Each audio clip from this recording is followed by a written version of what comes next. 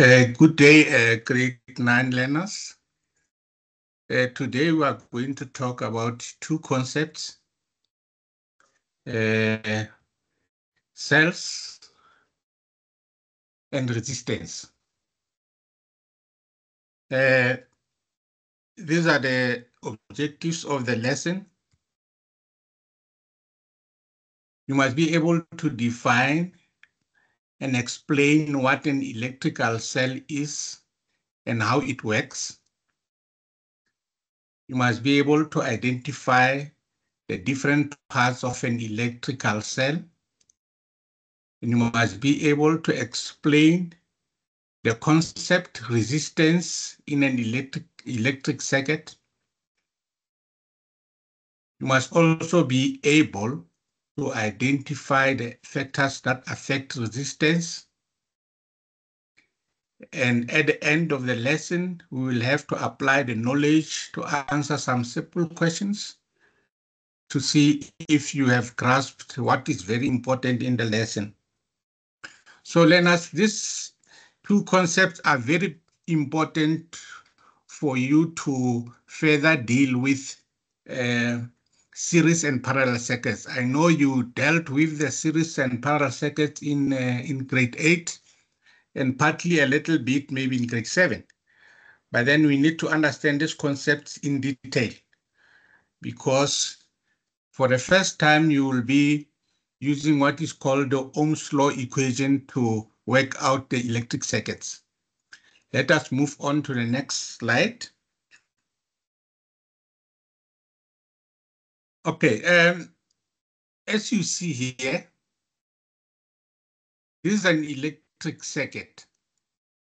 We've got a bulb and we also have a cell. It is the simplest circuit that we can have for electricity. It means there's something that provides energy to the circuit, and there's also a device that consumes energy. Now, how do we define the electric cell? It says here, an electric cell is a device that produces electrical energy from chemical energy. What that means, it means as soon as the cell is connected, the circuit is complete. Like you see, it is a loop like that. We start to have a chemical reaction that takes place inside the cell. So the chemical energy that is inside the cell will be translated into what we call electrical energy. When two or more cells are connected together, we refer to that as a battery. For now, what we see is only a single cell, but what should be very striking to you is the shape of the cell. It's very important to note that there's a metal cap on top, which has got a protruding point. And at the bottom, it's very flat. So the side that has got the metal cap, we refer it as the positive terminal of that cell. And the flat side is the negative terminal. Now, when you look here, when you look at the different basic parts of an electrical cell, we've got what is called the cathode, which is the one that has got a protruding point that side. And you also have what is called the anode, which is also the flat part. So the cathode is the positive terminal of the cell, and then the flat part is the negative terminal of the cell. In between here, between the two terminals, it's a chemical inside the cell. And the reaction only starts when the cell, the electric circuit is complete. It's dormant, the reaction is very dormant. It only starts when the circuit is completed. Now the electrolyte, which is the chemical inside the cell, we say it conducts electricity between the anode and the cathode. Okay, it is also referred to as the internal circuit. Okay, And then the wire outside conducts electricity also between the negative terminal and the positive terminal. It is referred to as the external circuit. Why is it referred to as an external circuit? It's because the electricity is flowing outside the cell. Internal circuit, it means the electricity is flowing inside the cell. Let us just make the distinction about the direction of flow of electricity. We know that when you say electricity is flowing, in actual fact, it is the electrons that are flowing in the conducting wire and also flowing inside the battery. Now, if we look at the internal circuit, meaning inside the cell, we realize that electrons will flow from the positive terminal towards the negative terminal. But outside the cell, it is flowing from the negative terminal to the positive terminal. Mainly the main function of the cell is what? Is to convert that chemical energy into electrical energy, which can be used by other devices that can be connected outside the cell there.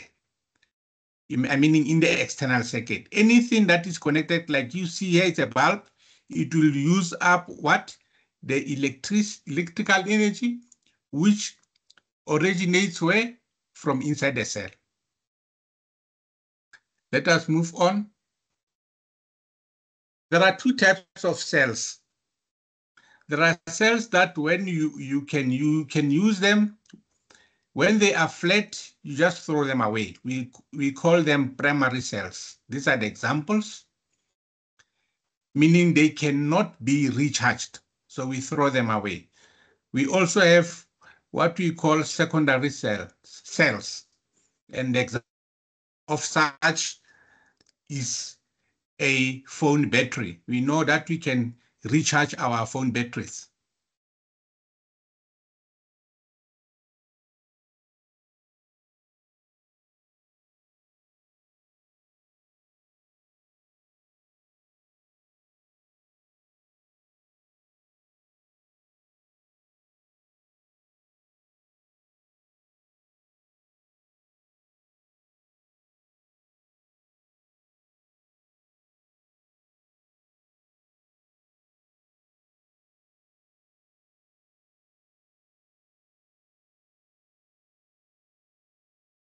Can you still hear me? Can somebody respond?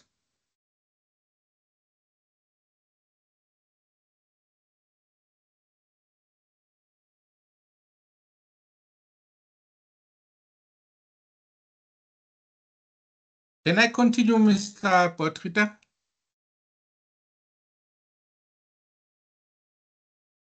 Okay, we've got two types of cells, the primary cells and the secondary cells.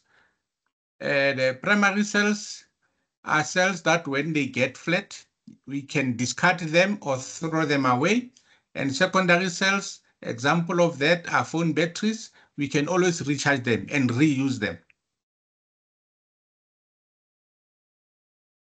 Now we've got what we call electrical resistors. Now, if you look at the circuit up here, in the circuit, you see there are three cells connected in series, which we can safely say we call it a battery. More than one said it's a battery.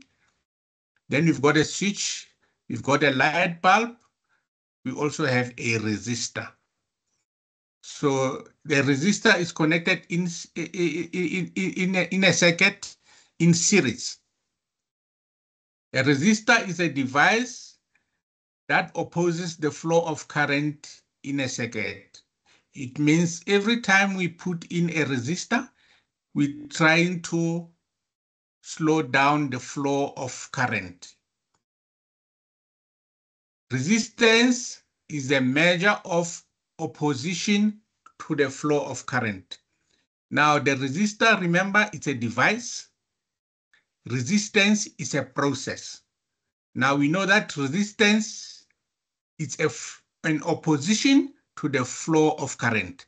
And what is responsible to oppose the flow of current? It's a device which is called a resistor, which we can connect in a circuit to make sure that the electricity flowing in that circuit is lower or it's limited. It's not going very high in such a way that it can damage some of the electrical devices that are connected in that circuit. Now, resistance, which is a flow to current, is measured in what is called ohms. Now, just like we had the main function of the cell, the main function of the resistor would be to protect other components of the circuit by controlling the amount passing through. For example, you might find that there are cases where maybe you want to connect a particular device in a circuit, but we know that the maximum amount of current that that particular device can take, maybe it's about, let's say, 0.5 amperes. And the current flowing is 1.5 amperes. So it means we will have to put in a resistor in order to lower the flow of current so that the device where we are intending to connect is not damaged. Now, resistors can be used in many ways. Examples of everyday life, for example, it's dimming of lights.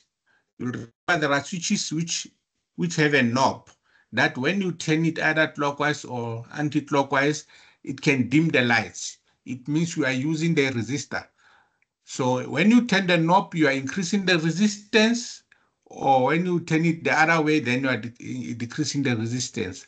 You're increasing the resistance. That is why maybe the lights would go brighter or dimmer. We also know that we can control the speed of a fan, whether a fan can turn faster or slower, or even a toaster. We can make a toaster to be hotter or less hot.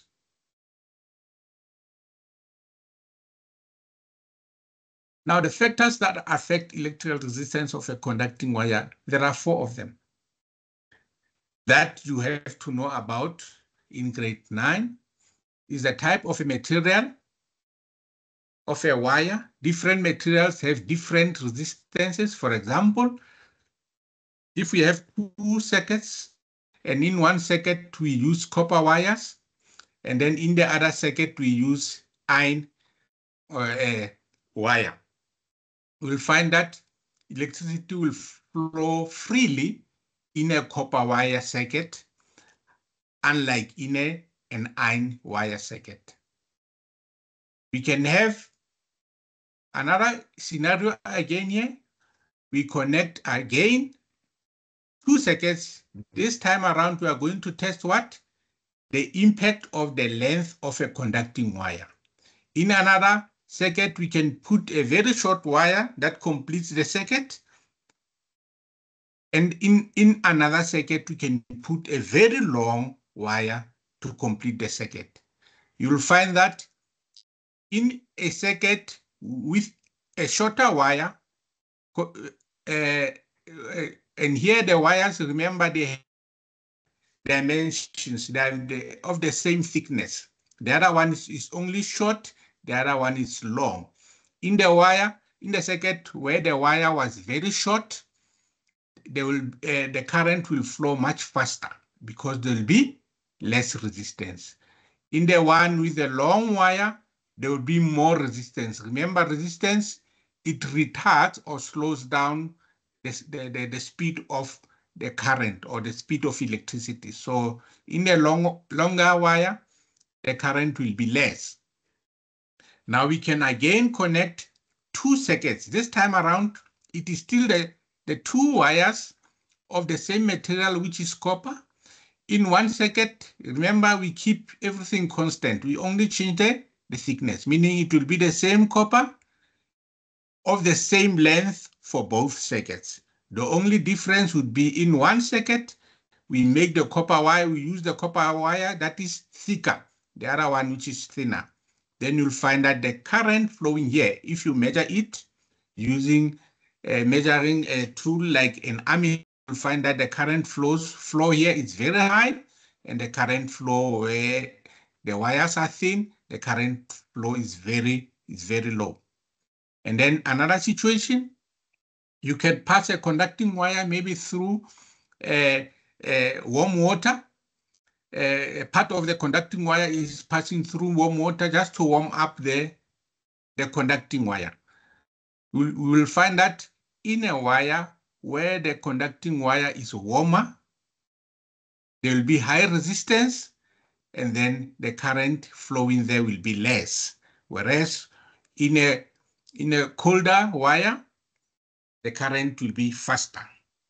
That is why we also have what are called superconductors, which means there are wires which don't heat up very easily, are called superconductors. They are being used where it is necessary to conduct electricity very fast in some devices. Okay, let's go on. All right, I've spoken a lot. Let us just revise what we've spoken about now. I've got a short activity here. Let's go through them. The first one, it says the function of an electrical cell is to, is it to store electrical energy, to convert chemical energy into electrical energy, measure electrical resistance, oppose the current flow? Think about what the answer could be. The second one, it says here resistance is measured in volts, amperes, ohms, watts. Also think about what is the possible answer there. The third question, which factor increases the resistance of the wire? If I increase the thickness, does it increase the resistance? If I decrease the length, if I use a copper wire instead of a nichrome wire, if I increase the temperature of the wire, think about what the answer could be. Right, lastly, if it is made longer, the resistance will increase, decrease, stay the same, or become zero. Okay, let us go over the answers here. The first answer there would be convert chemical energy into electrical energy, the main function of the electrical cell. Resistance is measured in ohms. Which factor increases the resistance of a wire? Increasing the temperature. All others will actually do what? Decrease the resistance. If a wire is made longer, the resistance will obviously, it will increase. Okay, the last activity before we go, let us look at this one. Name two types of cells. State two factors that can decrease the resistance of the wire. Remember, there are four. You can think of any two. What does the symbol like a horseshoe represent? Okay. You know, it's primary cells and secondary cells. Two factors is decreasing the resistance. That can decrease the resistance. It's either the length of the wire, the thickness of the wire, the type of the material, the temperature. All these factors, if you fiddle to any of them, you can actually change the resistance of the conducting wire. Now, in the case of decreasing resistance, what we should do to the length of the conductor? To decrease the resistance, we must shorten the length of the conductor. And then if we want to decrease the resistance of the wire, what should we do to the thickness? We should increase the thickness to decrease the resistance. If we want the fastest resistance, we must use the best conducting wire, and in this case, it will be copper, which is the one that is used even all over. Okay, what should we do to the temperature of a conducting wire? If we want to decrease the resistance, we should make it cooler. You must cool the conductor. Okay. And then lastly, what does the symbol represent? It represents ohms, which is a unit measure of resistance. Learners, thank you very much for joining these lessons. I hope it will prepare you when you deal with series and parallel circuits in electricity. Thank you very much.